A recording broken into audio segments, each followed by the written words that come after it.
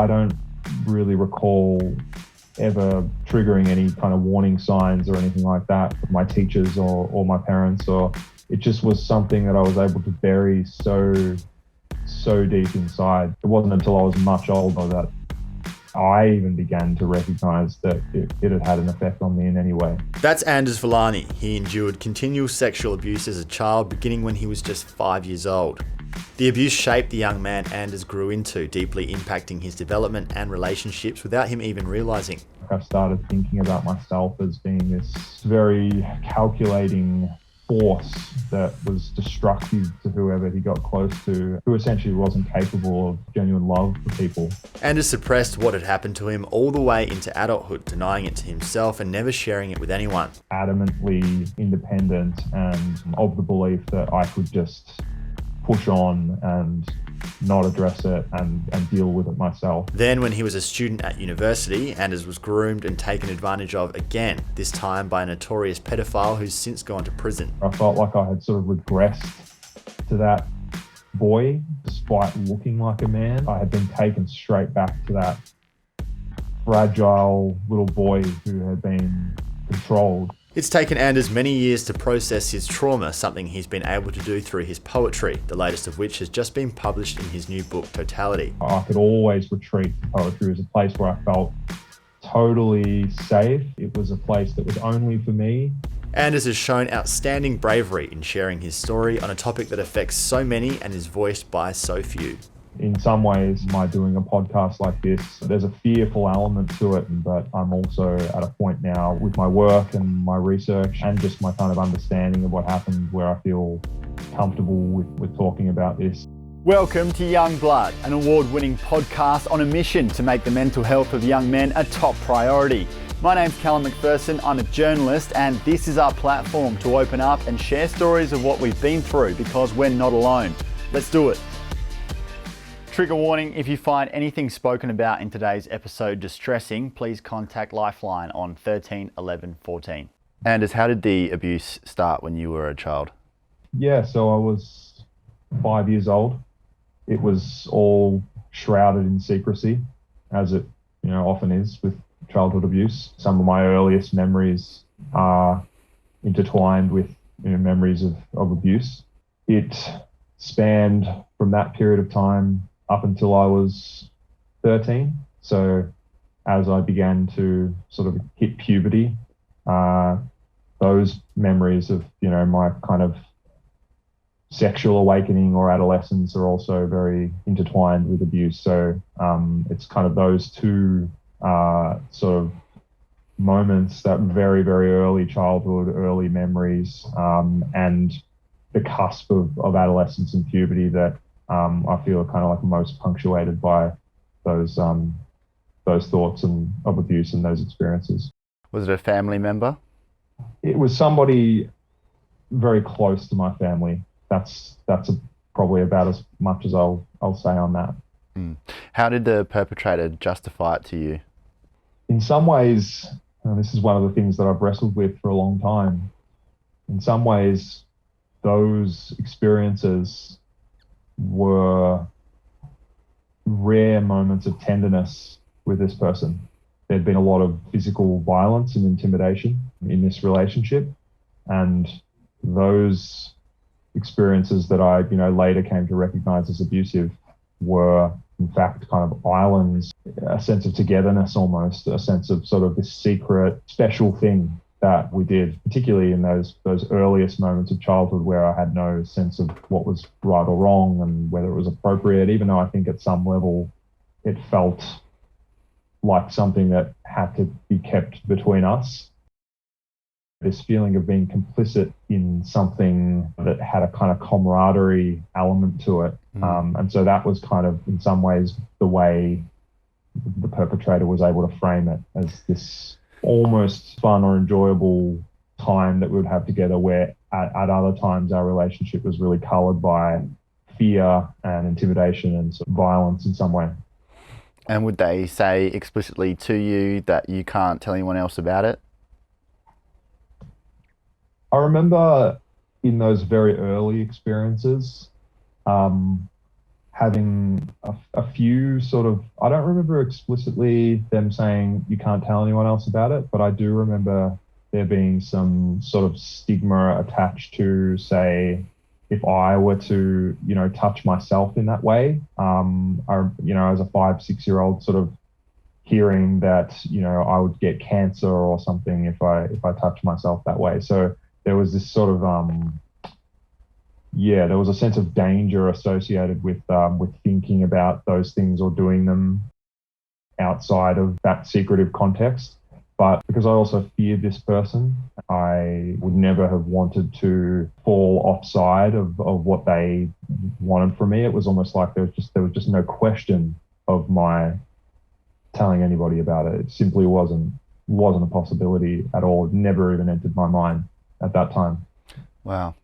How were they able to get away with it for so long? There weren't any signs that other people picked up on? I guess not, to be honest. It's, it is something that, my parents have wrestled with, as you can imagine, and wrestled with is putting it mildly. But I was able to compartmentalize so effectively, and in some ways on reflection, I think that compartmentalization was one way that I was able to survive what happened and get on with my life in a way that, some other abuse victims maybe can't. I don't really recall ever triggering any kind of warning signs or anything like that from my teachers or my parents, or it just was something that I was able to bury so deep inside. It wasn't until I was much older that I even began to recognize that it had had an effect on me in any way. But repressing trauma like that is something that we do to be able to cope and be able to stay alive through events that are so difficult to deal with. How did it affect your development as a young person? Yeah, through adolescence, I had what you might call a kind of latency period where I really didn't think a lot about what had happened. Although, as I sort of reflect on it now, I was a pretty unusual teenager. I spent a lot of time by myself. I was kind of popular because I was good at sport, and I had these ways of covering my unusual characteristics, I guess. But I didn't spend a lot of time with girls at that age, and I was obviously very sexually confused. I did have some occasions where I would be having sexual feelings or thoughts, and I'd be thinking about the abuser, which was incredibly confusing. It wasn't until I was maybe 18 or sort of 19 and I began having sexual relationships with women that I started to notice these kind of patterns of attraction and withdrawal beginning, where I would get quite close to a girl and there would be this moment, or almost like a switch, where 1 minute I'd be very into it, and the next minute the very thought of being touched by her was repulsive, and the idea that of her, getting closer and knowing more about me resulted in this total sort of recoiling. So that was an aversion to intimacy? Yeah, it was an aversion that would happen after the initial desire for intimacy. So, I would want this. I would want to be with girls. I would want to spend time with them. I would want to fall in love. And there would be this moment where that connection became a repulsion, and I would feel completely cold towards them, to the extent that I began thinking that I actually had something wrong with me, that I lacked empathy, that I was really cold and calculated and in some ways predatory, I think. Like, I started thinking about myself as being this very calculating force that was destructive to whoever he got close to, who essentially wasn't capable of genuine love for people. Just going back to kind of the idea of survival mechanisms, maybe at one point in time, I needed to think of myself as just going through the motions and not really having any sort of emotional attachment to what was going on. And then, later in these safe situations where the opportunity to get vulnerable sort of presented itself, and the opportunity for actual connection with people that I wanted to spend time with arose, I would have those same feelings that actually I'm this is not authentic at all. I could simply walk away from this and would feel nothing. I'm actually not capable of that sort of love, which is a deeply upsetting sort of self-judgment that I'm still working on to this day. Yeah, that must have been so painful to live with. How conscious were you that result was related to the abuse that you'd suffered? I was kind of dimly conscious of it. Like I remember when I was 19 and I was sort of breaking up with a girl. That was the very first time that I remember just saying one sentence of something happened to me when I was young. And that was literally all I said. And it came kind of out of nowhere for me to say that. But that was when I began thinking that there was a correlation between what happened and my sort of adult behavior. But it was still a very tenuous kind of link in my mind. And also I think I was keeping it tenuous because I was very adamantly independent and of the belief that I could just push on and not address it and deal with it myself. It wasn't until much later, in my sort of late 20s, that I genuinely realized that I could not go it alone, that I needed extra help. Was it that you didn't want to acknowledge it because you didn't want to be a victim and you didn't want to have your life be framed in that way? I think that was a big part of it. Yeah, this idea of not wanting to be pathologized. But I would say that before that fear really arose, it was maybe more that I had yet to really accept my own status as an abuse victim. And it's something that I still wrestle with today to an extent. These are experiences that I participated in, that I to some extent got some enjoyment out of. So there's this real feeling that somehow I was an equal player in what had happened. And therefore, there must have been something so depraved at the core of me that I wasn't really a victim. I was kind of like an active participant in it. And that is sort of a status that I've been quite uneasy with to this day, really. And I'm still working to, acknowledge that what happened was serious and it shouldn't have happened to me, and I deserve to attempt to heal. And that, the first step of that is to acknowledge that you are a victim in that sense. That's such a fascinating perspective. Where do you feel like you're at with that in terms of turning the corner and being able to accept that and forgive yourself, even though there's nothing to forgive in my eyes? Yeah, I mean, in my to-do list that I write every morning, usually I'll end it with a little line that says, "Bless the boy." And it's this idea of trying to forgive that child and no longer attribute any kind of blame to him. I was 27 when I entered therapy for the first time, and that was the first time that the idea of my having PTSD, post-traumatic stress, was first floated. And I was very uneasy with that label, I remember, because I kind of only associated it with, victims of far worse experiences. I think there was this very active avoidance or minimization or kind of relativizing that I'd always done. I'd developed such a deep sense that I was okay. And I suppose that's part of the manipulation. Absolutely. Yeah. I couldn't genuinely feel the sort of status of victim, of abuse victim, that I could see, through therapists and through, my partner now, was something that they would immediately sort of attribute to me. And it was like I could hear that in the abstract, but I just was not feeling that way.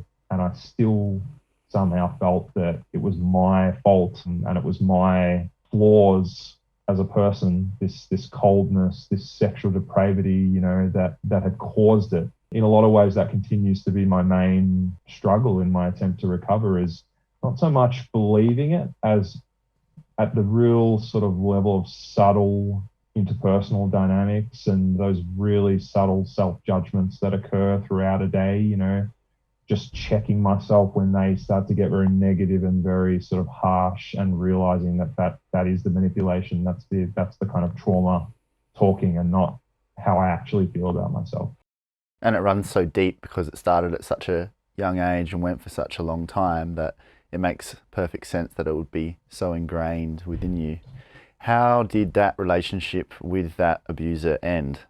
It's a difficult topic for me to talk about, and there's kind of limits to how much I'll speak about, but that continues to be a challenge for me and my family, that it is something that has not been fully resolved or kind of concluded.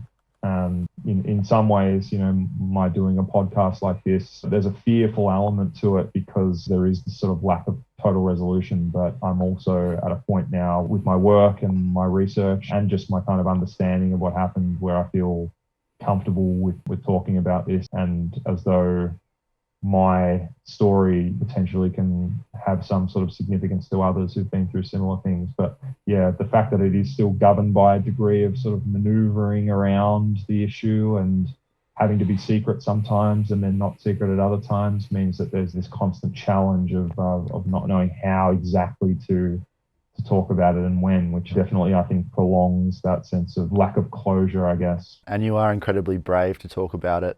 And it does hold so much weight, and I really commend you for doing that. It's so hard to find these stories and have people come forward and tell that story for exactly those reasons. And part of what we need to do is have these discussions and have that be part of the dialogue. And this is something that happens behind closed doors and in secret. And so many men and women felt like you felt, and felt like they were the only ones going through it. And then hearing a story like yours would potentially make such a huge difference to someone. So I think from that perspective, it's certainly worth it, and you see it that way as well, but it does take so much bravery to do what you're doing. So massive respect. And then horrifically, you actually suffered more abuse as an undergraduate student at Melbourne University, which was unrelated. Can you tell us about that? Sure, yeah. Unrelated, but as I've been processing it, sort of has this eerie parallel with what happened when I was a kid. So I was 19.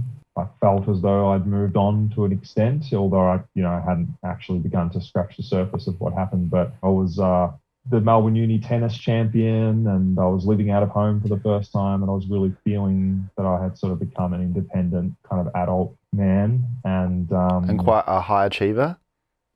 Yeah, quite a high achiever. Things were kind of looking up, and I was in a good place psychologically. This man at Melbourne Uni, he was a kind of an academic advisor.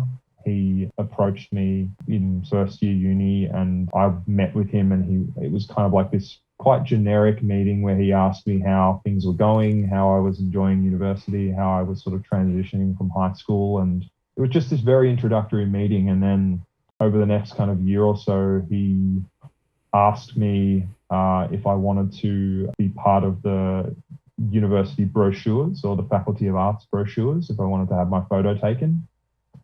And I agreed to do that. And then that sort of photo opportunity then turned into this other proposal where he asked me if I wanted to take part in this sort of special arrangement that Melbourne University had with a modelling agency to take some more photos of me and send them to an agency as kind of like a trial. It felt very legit, and we were in his kind of nice office. And why did it feel legit? I think just because it had the sanctioning of the uni. But it is something that on reflection, I do wonder whether somehow he recognized some vulnerability in me. He saw that maybe I would be a good candidate to be groomed in that way, because those photos for the modeling trial ended up being he and I in a photo studio at the university, where he was taking quite compromising photos of me in this little pair of underpants that he'd brought in, saying that it was kind of the uni had supplied these underpants. I mean, it sounds crazy thinking about it now, but it culminated in him proposing that the university was going to give me this prize for taking part in the modelling stuff and the brochure stuff. And the prize was this night at a nice hotel in the city. And that ended up being he and I going and spending a night together at a hotel, not a very nice one. we slept in separate beds, but he's kind of like chaperoned me through this night, which is very bizarre, I remember. But again, it was kind of like he was flashing the credit card saying it's all on Melbourne Uni. And somehow or other, I went along with it, and it just didn't click that something was amiss. And I really repressed that for a long time, to be honest. It was sort of 7-8 years where I would occasionally think about it. And then I should say that, the modeling arrangement never existed. The agency had no awareness that there was ever any kind of arrangement. And then the brochures that he had initially proposed, that I would participate in, they never eventuated. So all these kind of, aspects of credibility sort of fell away, and yet still I didn't confront possible sort of reality that in fact something a lot more kind of insidious had happened. And yeah, it wasn't until quite a bit later that I discovered that he was a pedophile who's actually currently in prison in Western Australia for some historical rapes of schoolboys, and this awful offending. And the idea that he many decades later was sort of still operating according to those same predatory patterns was deeply upsetting. And just the idea that somehow I had after all the growth I thought I'd done, and the physical strength that I had added on to my sort of self since the abuse ended when I was a kid, that had not saved me from being able to be manipulated and groomed in that way. And even the idea that I had taken part in it willingly is something that still eerily and sort of painfully parallels that thought that, when I was a kid, I didn't say no, I didn't tell anyone. So is it just because I wanted it? Was I this equal agent in it? So yeah, it's been sort of another layer of processing that I've had to do, and that I continue to have to do. What was the result of that night in the hotel? Did he drug you? I don't think so. In some ways, it's sort of the challenge of kind of like the aftermath of it. In some ways, for me, has been the fact that nothing overtly abusive occurred in a way. Like I remember speaking to a police officer about it in sort of 2017 or something, and they were sort of saying, well, did he touch you in the hotel room? And I don't remember him touching me. I don't remember him drugging me. I went to sleep, and I don't have any recollections of what happened after that. And because I don't remember that anything happened, it sort of falls into this real grey area of the law where I was overage. So grooming laws only apply when you're underage, and nothing physically abusive occurred. And so what exactly was it, even though it was this kind of enormous violation of trust and, such a deep betrayal and such a deep trauma, particularly given what I'd already been through. It's difficult to actually define what happened, particularly given that this is a man who has raped people, so sort of like... And using that pattern as well, where he would do the photo shoots and convince people that it was on behalf of an institution, and he just repeated that same formula, that you don't have a specific memory of an attack as such taking place. So it's not like you can concoct one. I understand what you're trying to say there. Yeah, it's I think the most disturbing aspect of sort of finding out who he was 4 or 5 years ago, and reading a little bit about sort of the trial notes of the Western Australian case that he was ultimately jailed for, and seeing that one of the things that he would do is he would get the students to wear white bathers for these kind of fashion parades or some sort of fashion contest that he had concocted, and it was almost precisely what he had done with me, down to the color of the underwear. It was just so eerie and disturbing. Why did you trust him? The credibility that he had as a senior staff member in a nice suit, and it all just felt so. It felt so unthinkable that he would not be legit. I guess you assume, like, how could this person be hired by a university if they were anything but? Because surely they would have been checked out, You definitely do think that, when you're 19, you deserve to go to a university and not have this risk that there are staff members who are going to prey on you sexually in that way. So I think just the cover was just the totally unrealistic nature of it in a way. When you look back in reflection, the signs seem so obvious to you, but that's not what it's like at the moment that it's happening. Do you remember how you were processing it in your mind at the time as those requests sort of got stranger and stranger?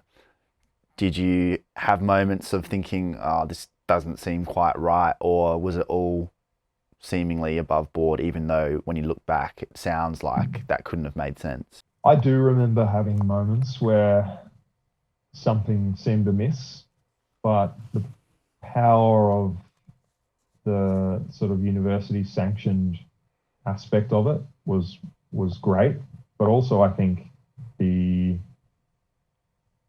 fact that I was kind of the center of attention in a way as well. Like it was my modeling opportunity. It was my opportunity to sort of be showcased in the brochure. Like there was this real combination of giving me sort of a sufficient amount of flattery, and also making it feel like this was something that I was kind of agreeing to. This is a really great opportunity, but would you like to? If I said no, it would have stopped there. So it was kind of this very masterly manipulative strategy of giving me what felt like the agency in the situation, when in fact I was being totally manipulated and groomed. So yeah, a deeply distressing sort of added trauma of this feeling that the power that I thought I had in that situation was in fact a kind of a total impotence, and I wasn't able to distinguish between the two. And what was the impact of that on your psyche and your sense of masculinity in the way that you were in the world as a man at that point? Yeah, particularly later, like once I found out who he was. How much later was that? This was 2017, so it was kind of 9 years later that I approached the university. I was actually tutoring at Melbourne University at the time, so it was sort of at that point when I finally, I actually remember I was on holidays with my girlfriend, and we were kind of sitting by the pool, and I was going through a lot of difficulties with the other trauma at the time. I had just gone into therapy because I was sort of losing my girlfriend. That same pattern was playing out. I was withdrawing from her, couldn't be touched by her. And then when I would sort of feel that I wanted to touch her, I would feel that I was a predator in a way. It was like not being able to imagine how healthy masculine sexuality could sort of play out without it being like I was the physical predator taking advantage of this sort of physically weaker and sort of more fragile being. That was how I was sort of beginning to think about it, and how I've often thought about it over the years. And then I remember just saying to her, it just popped into my mind because I guess I sort of was beginning to talk about the childhood stuff, and I sort of just said, hey, can I tell you about something that happened, and you can just kind of give me your honest assessment? And I sort of gave her the narrative that I've just given you, and she kind of looked at me and was like, that was messed up. You need to figure this out. Does he still work there? Who is he? There's clearly something has gone wrong there. Then I sort of made a few calls and a few inquiries, and finally found out who he was and saw all the case notes from WA, and that was when the penny dropped that I'd been groomed, and this man was at no point was it ever genuine. And that feeling at the time was one of a deep feeling of kind of infantilization, where I felt like I had sort of regressed to that boy despite looking like a man. I had been taken straight back to that fragile little boy who had been controlled. And it was as though it didn't matter how sort of accomplished I became or physically strong or whatever it was, that there was always going to be this part of me that could be, if the right words were spoken, that could just be accessed again and, and taken advantage of again. And I think, just as a kind of, as a challenge to masculinity, particularly, that sort of heterosexual masculinity of strength and kind of power, it was deeply affecting, because it did make me feel that, at the heart of my sort of being was this impotence, this weakness that could always be leveraged or kind of accessed. And that wasn't something that you were able to correct by building your body or whatever it may be, and that you had something at your core that opened you up to these kinds of predators. And again, that sort of framing that it was your fault somehow. Exactly, yeah. This sort of passage from being an 18, 19-year-old and first mentioning the abuse to, a partner, through to being sort of 27 and going to therapy for the first time.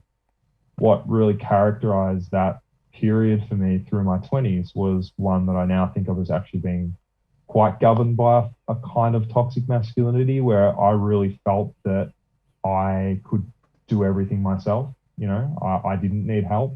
Obviously, as a writer, I kind of wrote feverishly about a lot of these experiences, often not directly, it would be through fictional stories where the characters had sort of somewhat similar experiences to me, but not directly autobiographical, because I probably couldn't have faced that at that point. But there was just this real resistance to letting people in, and a resistance, as I said earlier, to admitting that I needed any kind of other help. Like, it was always this sense of self-reliance that, as a kid, I had needed, probably for my own survival. I'd needed that deep sense of solitude and refuge. But then as I got older, and sort of, the idea of admitting fragility and admitting vulnerability became so crucial to beginning that sort of process of recovery, I wasn't able to do that. And it's only in the last just couple of years that I've started to really break down some of those walls. How has asking for help and going through therapy helped you? Immeasurably, but it's also been scary, because what it has done is probably, in some ways, opened Pandora's box as well, where the depth of compartmentalization and avoidance and all these strategies that I'd used for such a long time that have enabled me to kind of, at one level, get on with my life and achieve a lot of the things that I set out to achieve, and do a lot of travel and go on scholarship to the States to do my masters, and in some ways live the life of a quite successful, functional person, while inwardly I was continuing to kind of break down, to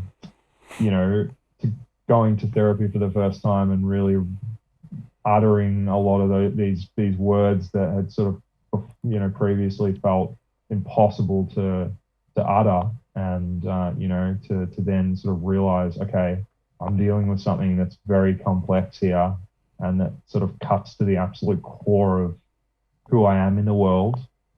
It's going to mean that if I really want to go down this path, it's going to be hard as well. The only way to heal is to really understand the extent to which I've sort of been broken by this. So yeah, that seeking of help and that sort of admission of vulnerability, the growth that it's allowed in sort of my capacity to have healthy relationships. I'm still with my partner now that I was with, back in 2017. So it's my first time really having a long-term healthy relationship where I feel safe. That wouldn't have been possible without going to therapy for the first time, and talking to other friends about it, and just gradually opening up that vault that I'd kept everything in. Did you have a sense deep down that it was going to bring up all those demons, and is that partly why you avoided it for so long? Probably, yeah. I hadn't really thought about it in those terms, but yeah, this idea that, if I just keep moving, if I keep sort of keep writing, keep sort of pursuing my career in this really obsessive way that I always have, just it's a kind of a constant, almost like a shark-like movement, where, I actually mention a shark in my book, and it's this idea that sharks don't sleep, they just keep going. And if I could just keep running, then maybe I would never have to fully confront the problem that actually exists within me rather than in any external form. It makes a lot of sense, and I know a lot of people can relate to that. How have you been able to develop your capacity for intimacy? Because you said earlier that that was a real struggle for you, yet you've managed to stay in a long-term relationship. What have you done to be able to change that?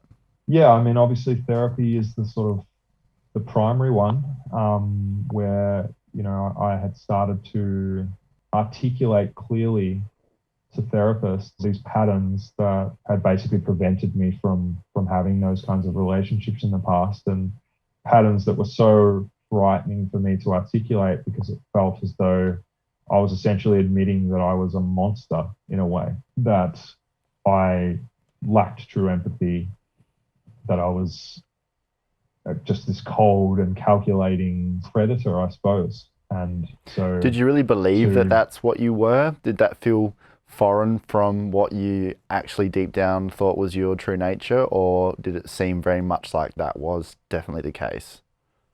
I think there was always this dissonance between the two. Like there was this constant war between those two senses of myself.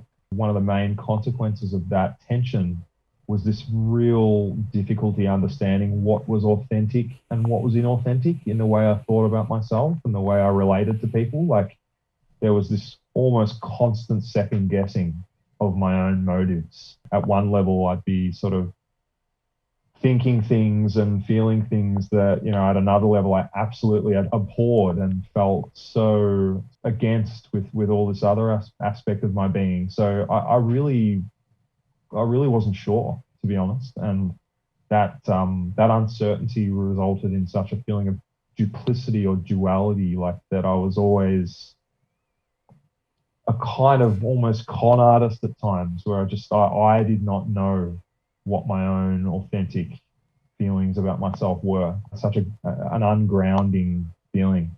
That seems to make sense when you reflect on the pattern of abuse and the way that that makes you double guess yourself throughout that whole time, that you would continue to do that throughout your life, because that had just been such a pattern that you'd been trained to always question what's right, what's wrong, how you feel versus how someone's trying to make you feel. As someone listening to your story, it does make sense to me how you could continue to have those same sorts of patterns throughout your life.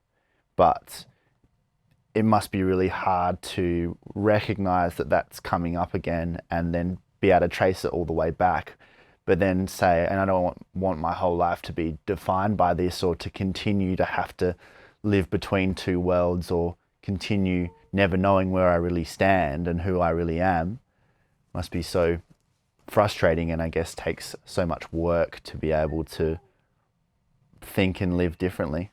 You're so right that sense of duality, of really not knowing whether you're sort of, you're liking it or you're not liking it, or, you're complicit or you're totally innocent, and you've got power or you don't have power. All those things are kind of traced back to the abuse. It does kind of create, or at least in my experience, it created a sort of mental approach or system that attached itself to almost every aspect of my life, relationships, but also very basic sort of thoughts about whether I actually wanted something or didn't want anything. In some ways, the most traumatic legacy of the abuse for me has been this very ambiguous sort of system of understanding the world that always seemed to be caught between these these two sort of these two warring sides of myself, and that there was really no aspect of my life that was safe from that system. It sort of, it was like a parasite that sort of fed off everything that I did, everything that I thought. Trying to straighten that out and trying to sort of silence that constant doubt and negative judgment, so as to feel more, a greater degree of self-love, a greater capacity for self-forgiveness. That has been sort of in some ways, my primary struggle. What role has poetry played in your healing journey? I've written poetry for as long as I can remember, honestly. Some of my very earliest kind of uses of language I remember were sort of language that highlighted the kind of the sonic and rhythmic aspects of language, and that somehow they kind of helped capture these intense feelings that I had as a kid, in a very romantic sense. I would often have very overwhelming feelings, often of joy, where like the sun would hit me and I would just feel such a deep, ecstatic feeling that I wanted to try to articulate, but didn't seem, capable of articulating in any explicit manner. And so, poetry has kind of always been there for across cultures as the form we turn to when we're trying to articulate something that feels almost beyond words. So we pay more attention to the way words sound, the way words kind of move rhythmically, and we use metaphor, so, describing things in terms of other things, so we can kind of get at this feeling of a kind of underlying interconnectedness between sort of the different sort of facets of existence. And so when you take that genre or sort of that functioning and attach it to these very, very intense, but also very private, really unspeakable experiences that I went through, you're maybe starting to get at why it felt so important to me, particularly as I sort of got into my kind of late teens, into my 20s, and started really writing in earnest. Poetry just felt like the form that was most able to allow me to say a lot of things while also keeping a lot of things concealed. And in some ways, I really needed a form like that, because I had so much in me that I wanted to get out, so much that I kept repressed for such a long time, this massive reserve of energy and urgency that I needed to try to expunge. But I also had this deep confusion, this deep secrecy, this deep feeling of complicity in what happened. So I had all these forces that were making me want to talk about it, and then all these forces that were making me want to kind of keep it silent. And poetry's capacity to, move between saying things very directly and then sort of keeping things a lot more concealed just was the form that felt most useful for that tension that I was trying to get at. Has it worked?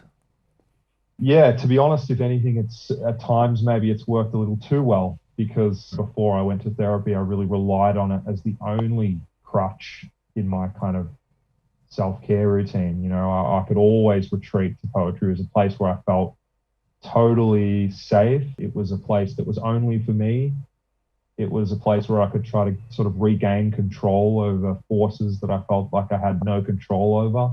I could kind of reshape the narrative at times. I could change details. I had this power that I didn't have in any other kind of capacity related to the abuse. So I probably lent too heavily on writing as a tool for sort of self-inquiry and self-care, when in fact what I really needed to do as well was talk to people, share my story with people who I trusted and loved, go to therapy, So I think of it as being this enormous reserve of care for me, and I'm so grateful that I've had poetry to get me through a lot of hard times, to allow me to put into words what felt sort of impossible to express.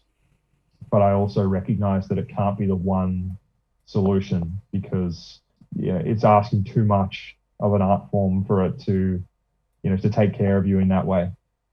How are you doing now? I'm doing well. I am a full-time PhD student. That's been going well. Just about to put out my second poetry collection. So at a career level, I'm progressing well, and I really love teaching as well. I teach undergraduate creative writing, and that gives me a huge amount of joy, and to be with sort of young adults and kind of assist them in their practices. But then at a sort of personal level, I feel it's a day-to-day struggle. I have good days and bad days. There are times when I do succumb to, a very high level of anxiety and doubt, and the trauma gets difficult to kind of contain. But in large part, I think my routine for self-care is pretty good at the moment. I run a lot. I exercise, and try to take care of my body. So there's that element, and then my therapy sort of is continuing, and I'm making breakthroughs there. So I definitely recognize that it's going to be a long haul, and recovery is not something you define by this easy binary of, you're sick and then something happens and bang, you get better. It's more of a day-to-day sort of negotiation that you have to stay on top of. Yeah. And why do you share your story?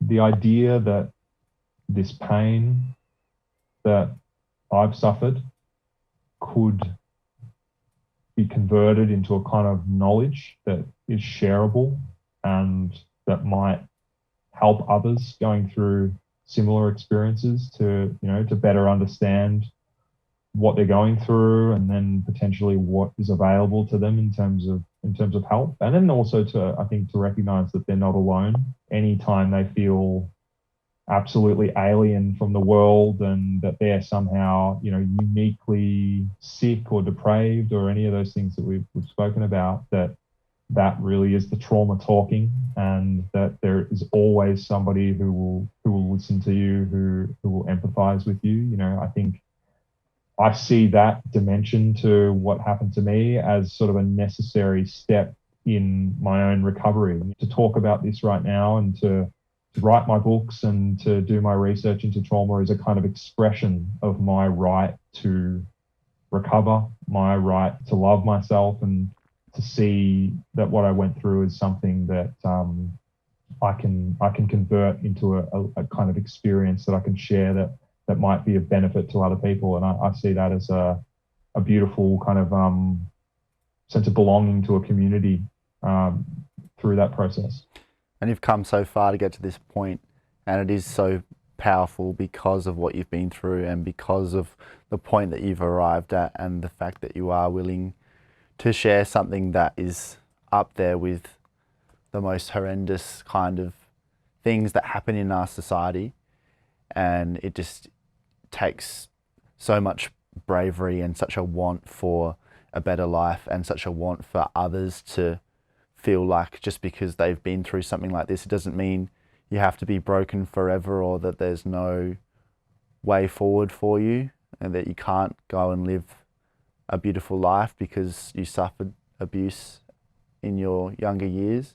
You're an example that despite all of that, you're still finding a way to contribute so much to the world and live out the life that you want to live, and change quite a lot as a person into your adult years as well. So I think it would be tremendous for someone who's had a similar situation to you to hear and watch you speak about it, and even for those who haven't as well. And you are so articulate and well spoken, and you've obviously reflected on this so much. Thank you so much for being willing to talk about it and put it out there, because obviously you're under no obligation to do so, and it does bring some more complications to your life, potentially, being brave enough to put that out there. So well done, man. It's incredible stuff. Thank you, Callum. It's a real honour to take part in this podcast, and thank you for all you're doing for young men's mental health. It's an enormous value to the community at large. Lastly, where can we read your book? You can go to my website, andersvillani.com, and read a little bit more about me and about the book, and also read some of my publications. Recent Work Press is the name of my publisher, so you can also go onto their website. It'll be coming out in select bookstores, and you can read more about that on my website too. Fantastic, mate. Congratulations. Thank you so much. That's it for this episode. If you're getting some value out of the show, please give us a quick rate and review. It really helps us out. You can watch every episode in studio quality video now on Spotify and on our YouTube channel, Youngblood Men's Mental Health. We go by the same name on Instagram and Youngblood Mental Health on TikTok. Most importantly, please share this podcast with someone in your life who needs to hear it. We're all in this thing together. Catch you next time.